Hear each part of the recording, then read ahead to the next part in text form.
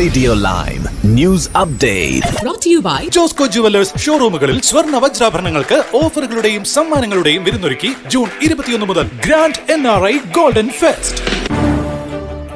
നമസ്കാരം, live news അപ്ഡേറ്റ്സിലേക്ക് സ്വാഗതം. വാർത്തകളുമായി ഞാൻ നിപിൻ. നികുതി വർധനയിലൂടെ ഭക്ഷ്യവിലകൾ വലിയ തോതിൽ ഉയർന്നേക്കാമെന്ന മുന്നറിയിപ്പുമായി ബ്രിട്ടനിലെ പ്രമുഖ സൂപ്പർ മാർക്കറ്റ് ശൃംഖലകൾ Tesco, Asda, Sainsbury's, Morrisons, Lidl, Aldi, Iceland, Waitrose, M&S തുടങ്ങിയവ ചേർന്ന് ചാൻസലർ റേച്ചൽ റീവ്സിന് അയച്ച സംയുക്ത കത്തിലാണ് മുന്നറിയിപ്പ്. നികുതി ഭാരങ്ങൾ കൂടിയാൽ ഉപഭോക്താക്കൾക്കുള്ള വിലക്കുറവ് ഉറപ്പാക്കുന്നത് ദുഷ്കരമാകുമെന്നും അവർ വ്യക്തമാക്കി.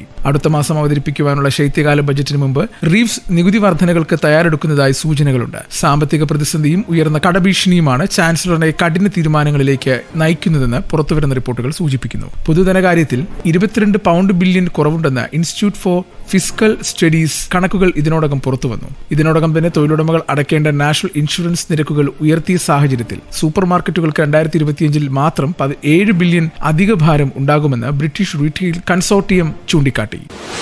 ബ്രിട്ടനിലെ നഴ്സുമാർക്കെതിരെ വംശീയ അക്രമങ്ങൾ കുത്തനെ ഉയരുന്നതായുള്ള ഞെട്ടിക്കുന്ന റിപ്പോർട്ടുകൾ പുറത്തുവന്നു. കഴിഞ്ഞ 3 വർഷത്തിനിടെ നഴ്സുമാർ നേരിട്ടിട്ടുള്ള വംശീയ പീഡന പരാതികൾ 55% വർദ്ധിച്ചതായി റോയൽ കോളേജ് ഓഫ് നഴ്സിംഗ് നടത്തിയ പഠനം വ്യക്തമാക്കുന്നു. ഈ വർഷം മാത്രം 1000-ലധികം നഴ്സുമാർ വംശീയതയെ തുടർന്ന് സഹായത്തിനായി യൂണിയനുമായി ബന്ധപ്പെട്ടിട്ടുണ്ടെന്നാണ് കണക്ക്. 2022 ഇതേ കാലയളവിൽ 700 കേസുകളാണ് റിപ്പോർട്ട് ചെയ്തിട്ടുള്ളത്. റിപ്പോർട്ടിൽ വിവരിച്ചിരിക്കുന്ന സംഭവങ്ങൾ ആരോഗ്യരംഗത്തെ ഗുരുതരമായ യാഥാർത്ഥ്യം തുറന്നുകാട്ടുന്നു. ചില നഴ്സുമാർക്ക് അവധി നിഷേധിച്ച് മാനേജർമാർക്കും മോശം പരാമർശങ്ങളുമായി സഹപ്രവർത്തകരും ഇടപെട്ട ഒട്ടേറെ ഞെട്ടിക്കുന്ന സംഭവങ്ങൾ ആണ് റിപ്പോർട്ടിൽ ഉള്ളത്.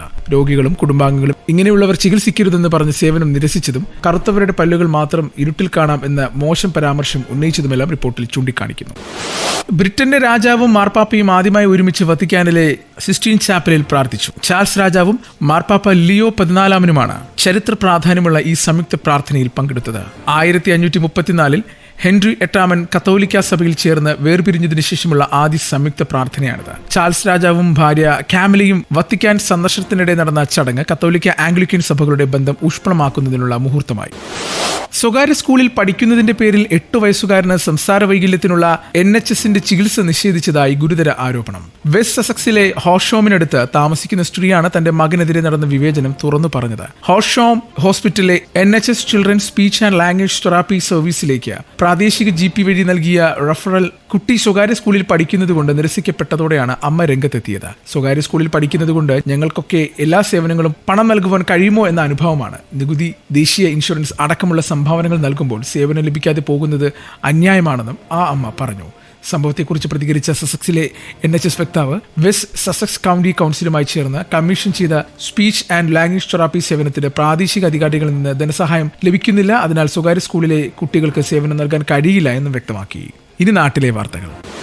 തെരുവ് നായ പ്രശ്നത്തിൽ കടുത്ത അതൃപ്തിയുമായി സുപ്രീം കോടതി. തെലുങ്കാന, ബംഗാൾ സംസ്ഥാനങ്ങൾ ഒഴിച്ച് സംസ്ഥാനങ്ങളിലെ ചീഫ് സെക്രട്ടറിമാർ നേരിട്ട് ഹാജരാകണമെന്നാണ് നിർദ്ദേശം. നവംബർ 3 ഹാജരാകണമെന്നാണ് ജസ്റ്റിസ് വിക്രംനാഥ് നിർദ്ദേശം നൽകിയിരിക്കുന്നത്. വിഷയത്തിൽ സംസ്ഥാനങ്ങൾ സത്യവാങ്മൂലം നൽകണമെന്ന് സുപ്രീം കോടതി ആവശ്യപ്പെട്ടിരുന്നു. തെലുങ്കാനയും ബംഗാളും മാത്രമാണ് അത് നൽകിയത്. കേരളം ഉൾപ്പെടെ സത്യവാങ്മൂലം നൽകാത്ത സംസ്ഥാനങ്ങളിലെ ചീഫ് സെക്രട്ടറിമാർ ഹാജരാകണമെന്നാണ് നിർദ്ദേശം. ഡൽഹിയിലെ തെരുവുനായ വിഷയത്തിൽ സുപ്രീം കോടതി നേരിട്ട് ഇടപെട്ട് ഉത്തരവിറക്കിയിരുന്നു. അത് വൻതോതിൽ വിമർശനത്തിന് വിധേയമായിരുന്നു. കേരളത്തിലും തീവ്ര വോട്ടർ പട്ടിക പരിഷ്കരണം നടപ്പാക്കുമെന്ന് പ്രഖ്യാപിച്ച് കേന്ദ്ര തെരഞ്ഞെടുപ്പ് കമ്മീഷൻ. തദ്ദേശ തെരഞ്ഞെടുപ്പ് ആസന്നമായിരിക്കെ കേരളത്തെ ഒഴിവാക്കണമെന്ന ആവശ്യം തള്ളിയാണ് പ്രഖ്യാപനം. ബീഹാറിൽ നടന്ന 1ാം ഘട്ടത്തിന് പിന്നാലെ 12 സംസ്ഥാനങ്ങളിലാണ് 2ാം ഘട്ടത്തിൽ SIR നടപ്പാക്കുക. നാളെ മുതൽ നവംബർ 3 വരെയാകും പ്രാഥമിക നടപടിക്രമങ്ങൾ. നവംബർ 4 മുതൽ ഡിസംബർ 12 വരെ വീടുകൾ കയറി വോട്ടർമാരുടെ വിവരങ്ങൾ ശേഖരിക്കും. ഡിസംബർ 9 കരട് വോട്ടർ പട്ടിക പ്രഖ്യാപിക്കും. ജനുവരി 8 വരെ കരട് വോട്ടർ പട്ടികയിൽ പരാതിയുണ്ടെങ്കിൽ സമർപ്പിക്കാം.